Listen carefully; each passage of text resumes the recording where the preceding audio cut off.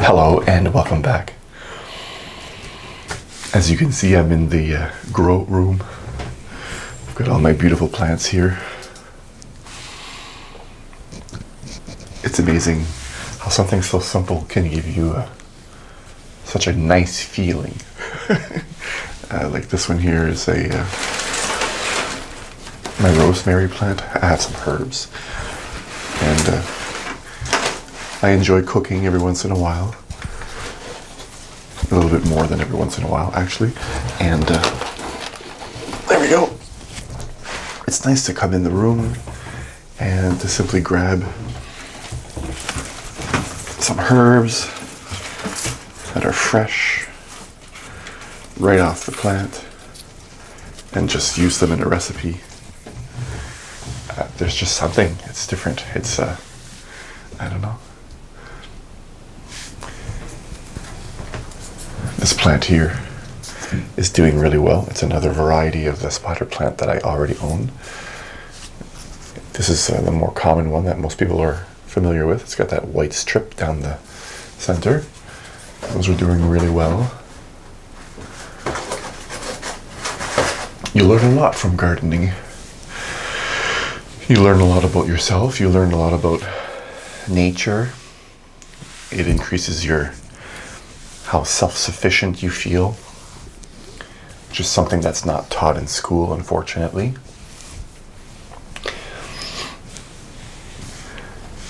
A lot of times we finish school, and I know I did anyways. When I was done, I was glad to get out of there and felt as though, I was ready for the world quite a bit before school ended.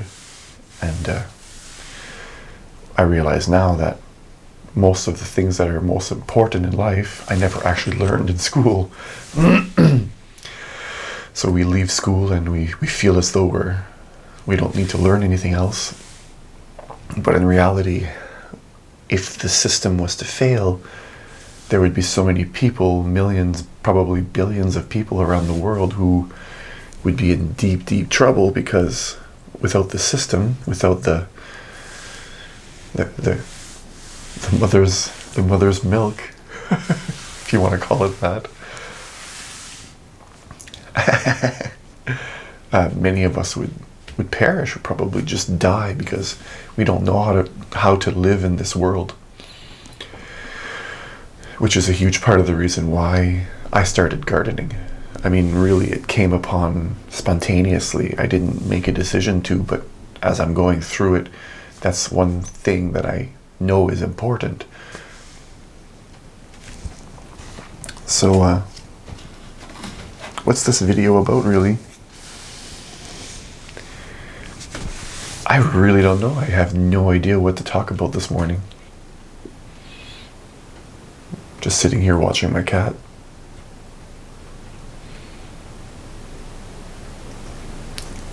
It's nice to be in here.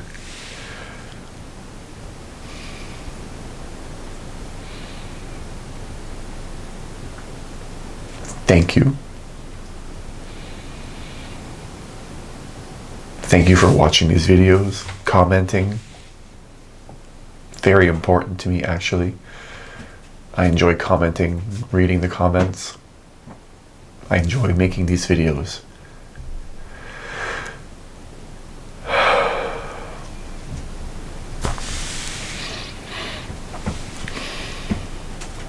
There's a level of communication missing, I feel, in the world today. Most of it is a lot of it is ego-based.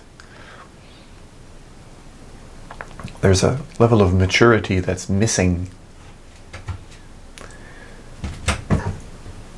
And I'm not speaking, it's a different type of maturity that I'm talking about. Not your typical immature that most people think of when they hear the word maturity. Like paying your bills and being responsible. That's not the type of mature that I mean. But ego gratification. That's the type of maturity that I'm talking about. A lot of people live their lives in order to fulfill that ego, to have approval of others, to be seen a certain way by others. They live their lives to have their ego stroked. I have this, I did this.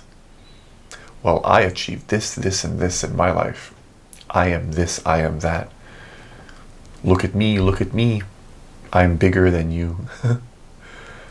So that ego structure is what I'm talking about when I refer to maturity. When I say maturity in these videos, that's what I'm referring to.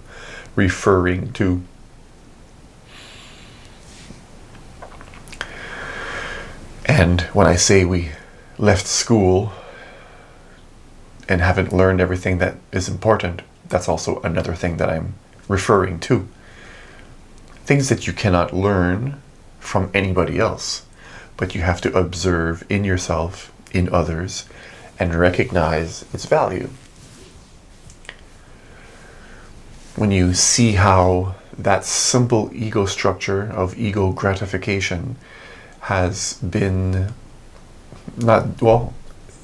partially responsible for a lot of the evils in the world, you realize that it's worth looking into it for yourself and seeing where you contribute to that globally and where you contribute to that within yourself.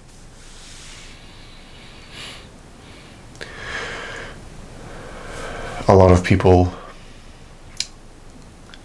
think that speaking about death can be morbid, but death is a reality, a fact of life. And a lot of our way of life is due to the fact that we don't face the fact that we're all going to die. It's not something that we think of at all. But by not facing it earlier on in your life, as early as you can, you live within a certain fear bubble. So your reactions in the world are they come from a point of view that, I'm here one time and I need to get as much as I can, do as much as I can, because I'm not going to be here that long, and or I need to do everything now, and rush is what I mean. We have this underlying motivation to live through the ego as fast as we can. It creates this feeling of me versus the world. Stepping on other people's heads become okay when you feel that there's no consequences to your actions because you have one life and after you're dead, that's it. So you have no reason to be nice, or it doesn't really matter because we're all just skin and flesh and our thoughts don't carry and there's no other lives and that sort of thing. But hi, Leah. It's just as likely that we are born and reborn as it is to just be born once.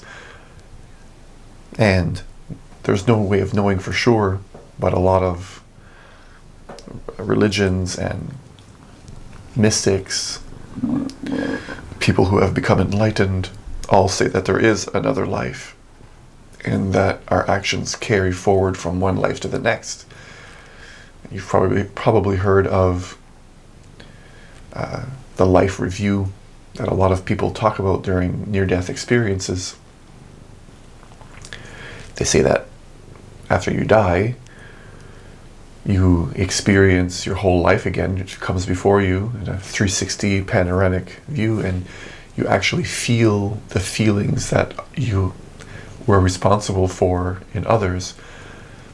directly or indirectly. So if you hurt other people, you actually experience that pain from their point of view.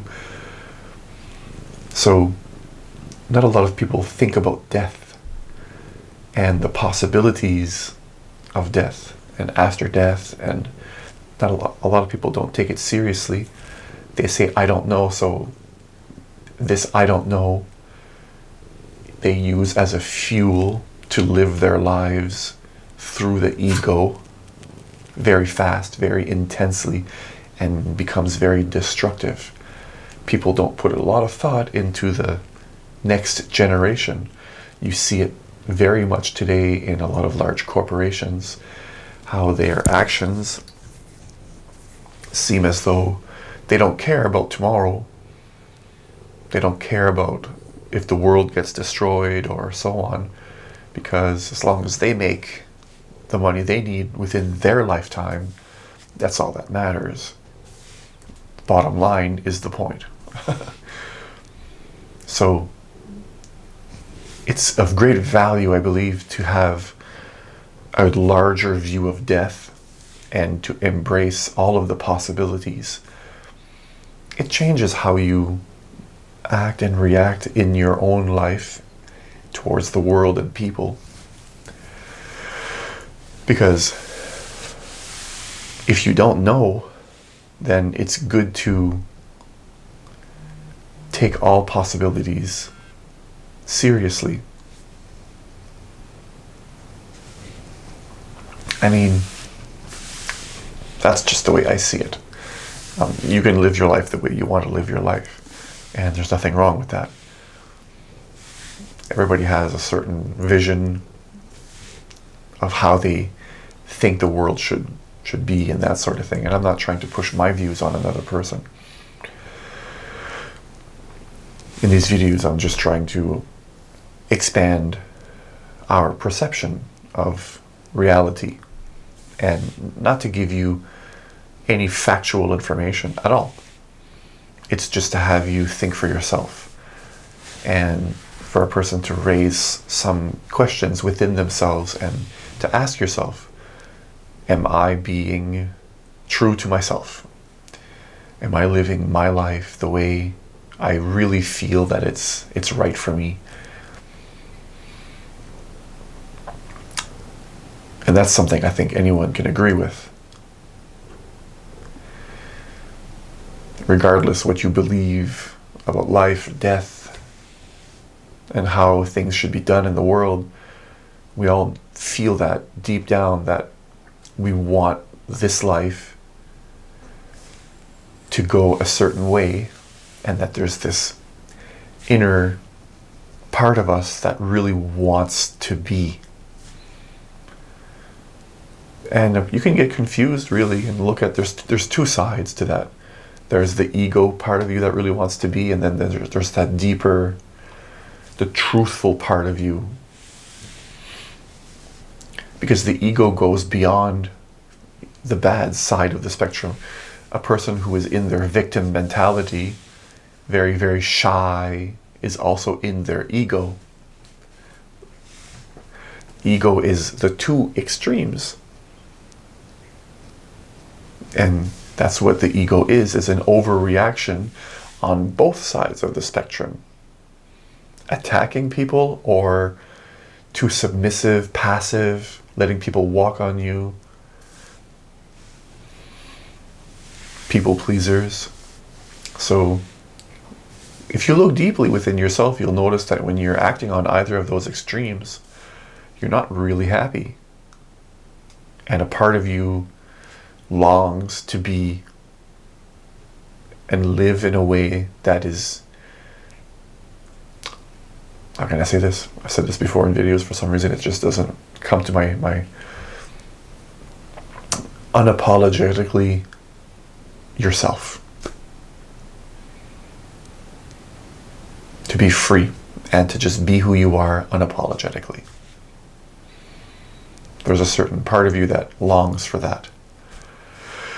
And the difficulty is finding out which one of the voices is truly me, because a lot of the voices in our minds, a lot of the suggestions from your ego come from a structure that is given to you by society's beliefs. So what voices in your mind are those of society's voice, your conscience, and I want this, I want that, and what part of you and or voices in your mind come from that deeper being of who you are.